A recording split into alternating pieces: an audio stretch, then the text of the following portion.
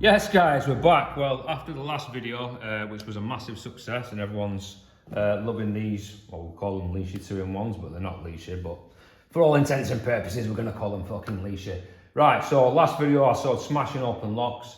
This video, I'm going to show you the limitations and stuff that they just won't open no matter what you want to try, okay, until they kind of redesign them. So we're going to start off with this Bog Standard Yale, and those in the business know these can be tricky little bastards. Even with the EPG, they're a nightmare. So if you just come round to this side, so we're going to show how this sits in nicely, okay, in it goes, and then you're going to see with no tension on that these spacings are absolutely spot on. So you can see the bounce there on 1, see the bounce there on 2. So hopefully give a quick video picking this mofo. So in we go. So I'm number 1 bound up, so I'm going to give that a little click, still bound.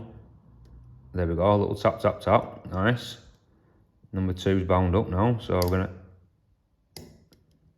tap, tap there, probably drop 1, which we have. And then we've got a little rotation in the coil, so, you know, these do pick rather nicely. Jump straight to 4, that's bound up, so I'm just gonna, no, leave that alone a second. Go to 3, that's bound. Nice click on 3, so go back, just like you're picking a car, all right, let's go back and check your results, okay? I found that I have to miss 4 for whatever reason on this particular lock, so it's gonna get number 5 set if I can do.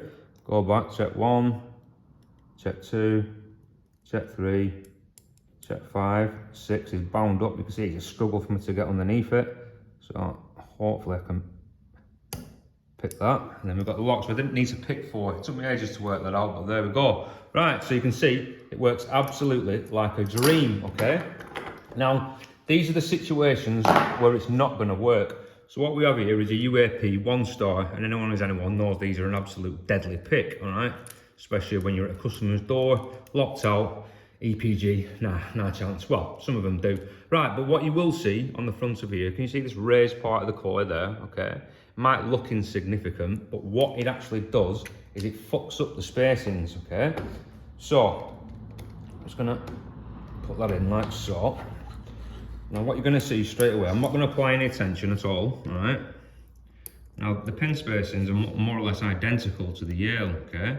But what you will see is if I just flip this open now, and I go to number 1, that's not underneath a pin there, can you see that? I actually have to push it in, I think it's about it's about there where a pin is, so it's just past the 1 to the left hand side, okay? And then if you go to number 2, there you go, you can see the pins there, okay? Now what that does is it means you can go 1, 2, 3, 4, 5. So let's get to number 5. It's around about there somewhere, not too sure. Yeah, there it is, number 5. Okay, that's bouncing up and down, but when you get to the last pin you can't get to it, okay? So you're not going to be able to pick this lock with this particular tool. Simply the fact it won't go in far enough because this little raised profile here is actually stopping you from getting to the back pin, all right? It's frustrating, I know. So you're thinking, could I file this down in some shape, way or form? Well, not really, because you're going to damage the integrity of the tool. I spoke to my man Gav, who's an absolute lock fucking guru, right? Often consulting for advice.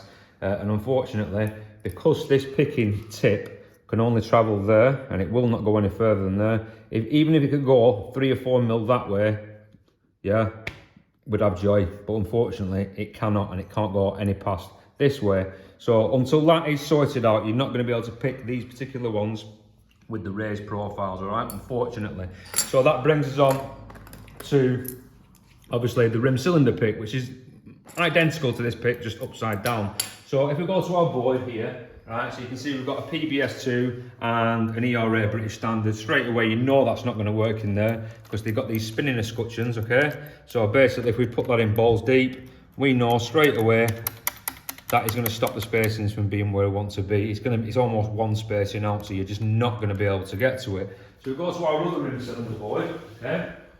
So, for example, we have the ERA, and then we've got the Yale and the Yale X5, okay? Now what you'll see about the ERA is it's nice and flush, okay? That's happy fucking days.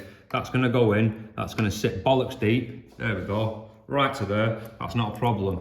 But even with this one, where the profile is only raised very, very slightly, hopefully you'll be able to see this, you can see that it's actually just stopping it, going in just where we want it to do. So we're getting the spring there, and it's only like, what, a mil or two past number 1.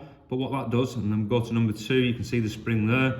You just can't get to number 6 pin. How frustrating is that? But let's not end it on a downer. Let's have a go at picking another rim cylinder. Okay, so this is a Smith & Lock. It's only a 5 pin, but I can still pick it with this tool because I'm a fucking god. All right. So in my opinion, rim cylinders are easier because you know when you've got a set pin. It's easy, gravity. So once you've got a set pin, the key pin will drop down and it'll just feel loosey-goosey. It's easy peasy, right? So tension on, go to number 1. You can see that's bound up, so I'll just give it a little click. There we go, and it's still bound up, so we're just gonna ease off. There you go, that's nice and set now.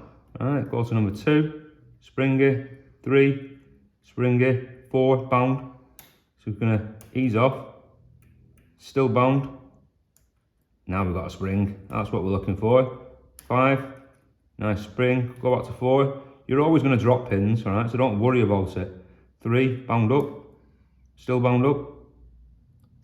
Oh, that's sound now.